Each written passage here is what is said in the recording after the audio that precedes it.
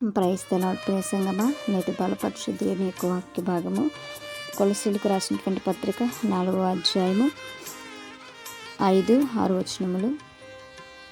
సమయము పోనీక సద్వినియోగం చేసుకొనుచు సంఘమునకు వెలుపటి వారి ఎడల జ్ఞానము కలిగి నడుచుకునడి.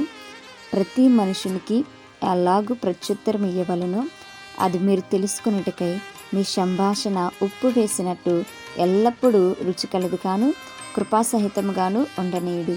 హల్లెలూయా. మరి ఈరోజు దేవుని యొక్క వాక్య భాగం మనతో మాట్లాడుతుంది. ఏమని అంటే, మనము జ్ఞానం కలిగినటువంటి వారముగా ఉండాలి. జ్ఞానం కలిగినటువంటి వారు ఏం చేస్తారు అంటే, సమయాన్ని సద్వినియోగపరుచుకుంటుంటారు. మనకున్నటువంటి సమయం ఏదైతే ఉందో దాన్ని మనము దుర్వినియోగపరచుకోకూడదు. దేవుడు మనకిచ్చినటువంటి సమయాన్ని చక్కగా మనం దేవునికి కేటాయించేటువంటి వారముగా ఉండాలి. ప్రతి సమయం మందు కూడా దేవుని మనం స్తుతించేటువంటి వారముగా ఉండాలి. నిర్లక్ష్యం ఎంత మాత్రం కూడా మనం చేయకుండా మనము మన కోసమే ఆలోచించుకోవడం కాదు, కానీ సంఘానికి బయట అనగా ఇంకా దేవుని కొరకు తెలుసుకోలేనటువంటి వారి కొరకు మనము ప్రార్థించేటువంటి బిడ్డలుగా మనం ఉండాలి.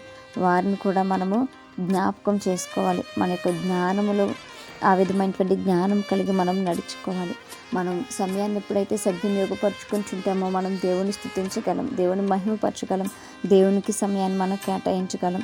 మన సమయాన్ని సద్వినియోగపరచుకోకపోయినట్లయితే దేవుని మనం స్తుతించలేము. కనుక మనం ఎల్లప్పుడూ మనకి ఇవ్వబడినటువంటి సమయాన్ని మనం సద్వినియోగం చేసుకుందాం. సద్వినియోగం చేసుకోవడం అంటే ఆ సమయాన్ని దేవుడికి కేటాయించడం అని అర్థం. మరి మనము కూడా మనకిచ్చినటువంటి సమయాన్ని మనం దేవునికి కేటాయించేటువంటి బిడ్డలుగా మనం ఉందాం.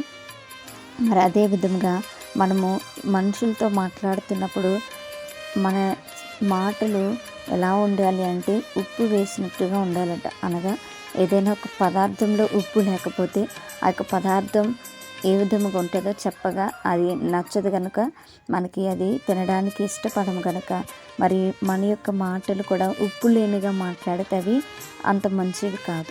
అంటే అవి అంత ఇతరులకు రుచికరంగా అనిపించవు. ఒకవేళ ఉప్పు ఎక్కువైతే అది మనకి అసలు నచ్చదు.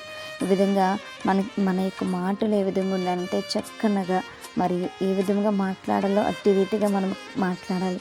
జ్ఞానము కలిగి మాట్లాడాలి. మనుషుల్ని మనము గొప్పగా మనం అనగా దేవుని యొక్క మాటలు మనం వారికి అందించాలి. దేవుని యొక్క తలాంపులు కలిగి మనం మాట్లాడేటువంటి బిడ్డలుగా ఉండాలి. వ్యర్థంగా మనం ముచ్చటలు పెట్టేటువంటి వారుగా కానీ వ్యర్థంగా కాలాన్ని గడపడానికి మనం మాట్లాడేటువంటి వారిని కానీ కాదు, కానీ మనము చక్కగా ప్రచుద్ధం ఇవ్వాలి. ఇతరులని రెచ్చగొట్టేటువంటి విధముగా, ఇతరులని కించపరిచేటువంటి విధముగా మనం మాట్లాడకూడదు. కానీ మరి మనము దేవుని పిల్లలమైనటువంటి మనము ఇతరులని ఓదార్చేటువంటి విధముగా, ఇతరులని ధైర్యపరిచేటువంటి విధముగా, ఇతరులని దేవునిలోనికి నడిపించేటువంటి విధముగా మనం మాట్లాడగలగాలి. మనము ఎల్లప్పుడూ కూడా మన యొక్క మాట ఉప్పు వేసినట్టుగా రుచికలదిగా ఉండాలి. అదేవిధంగా కృపాసహితంగా మనము కృపను పొందుకునేటువంటి వారము, అదే కృపదయను ఇతరుల మీద చూపించేటువంటి వారముగా మనం ఉండి అట్టి రీతిగా మనం మాట్లాడాలి.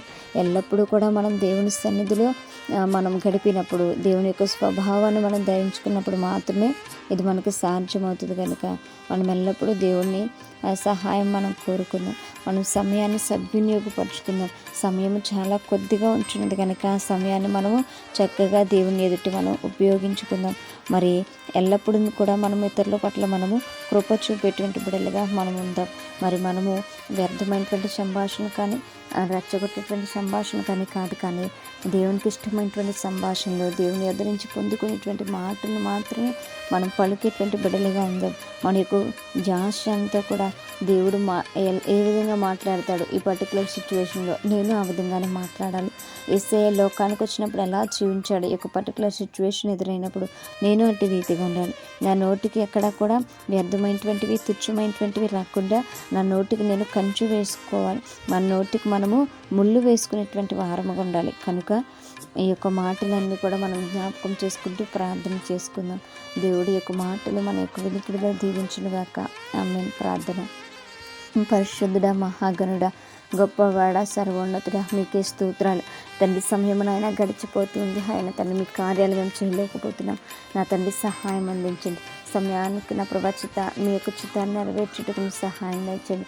నా తండ్రి ఏ సమయంలో ఏం చేయాలో నా తండ్రి మాకు నేర్పించమన్నా తండ్రి ఎక్కడ కూడా టైంని వేస్ట్ చేసుకునేటువంటి వారంగా కాకుండా టైం నా ప్రభా పాటిస్తూ నా ప్రభా తండ్రి మిమ్మల్ని కనపరుచుటకు సహాయం దయచేయండి. మా నోటి మాటలన్నీ కూడా నా ప్రభా మీ చిత్తానుసారంగా నింపండి నా ప్రభా.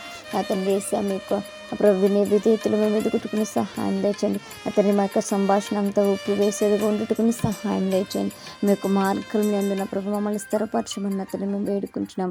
ఆయన అతన్ని చేసా మేము ఇతరుల పట్ల చాలి దయను చూపించుటకుని సహాయం దయచేయమని, మీ యొక్క దయను కృపను ఆయన పొందుకున్నట్టుకుని సహాయం దయచేయమని, మీ యొక్క ప్రార్థన దయచేసి మీ పాదశాన్ని చేర్చుకోమని నజరుడైన యేసుక్రీస్తు నామములో అతి ముఖ్యమైనగా బయటమాలి వేడుకుని పొందున్నాం మా ప్రేపర్లో గొప్ప కన్న తండ్రి. Amen. Praise the Lord everyone. May God bless you all.